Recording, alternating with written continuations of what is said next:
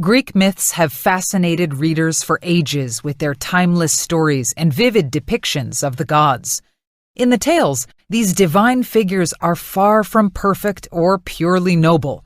Instead, they reveal a profound human side filled with emotions and flaws. Whether taking petty revenge or succumbing to mad obsessions, they are often ruled by their impulses and subjected to the unpredictable turns of fate. Among these immortals, Apollo, though highly respected, demonstrates this mix of divine power and human weakness. His pursuit of Daphne serves as a perfect case in point. The story takes place not long after Apollo had slain a fierce, snake-like monster. This victory filled him with arrogance and pride. In this mood, he crossed paths with Eros, the mischievous god of love. "What use do you have for that warrior's bow?" asked Apollo, laughing. "Such equipment is ill-suited to someone so weak." "I'll show you," said Eros, offended by Apollo's contempt. "Just wait. Soon enough you will know my power." Eros then fired 2 magic arrows. One made of gold hit Apollo, causing him to fall madly in love with the next being he saw.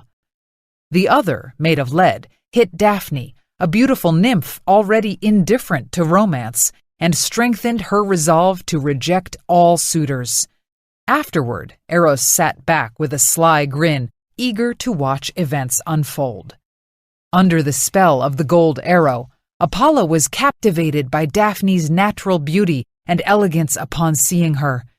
He dashed toward her. Daphne, uninterested in Apollo's advances and disgusted by his presence, shrank back and ran away. Despite this clear rejection, Apollo kept chasing her, calling out, "Foolish girl, you don't know who you're running from. If you knew, you wouldn't try to escape. I am the son of the great god Zeus. I am the sun who illuminates all. I discovered the art of medicine and the art of music.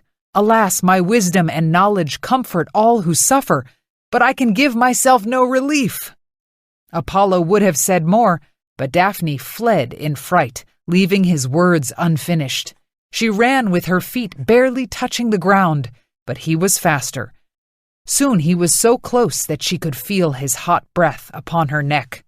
His relentless chase drove her ever closer to despair.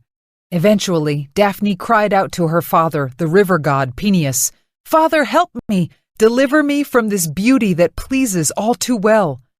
In the blink of an eye, the graceful nymph transformed, her hair into leaves, her arms into branches, her feet into roots.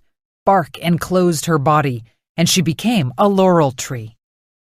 Not until Apollo stood before the laurel tree did his pursuit finally end.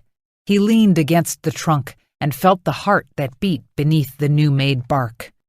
Whether nymph or tree, Daphne's beauty remained, as did Apollo's passion. Vowing to preserve that memory, he plucked a branch and wove it into a crown, an emblem that later generations would come to embrace as a symbol of victory and glory. Ultimately, the mighty god was vulnerable to forces beyond his control, a reality shared by gods and mortals alike.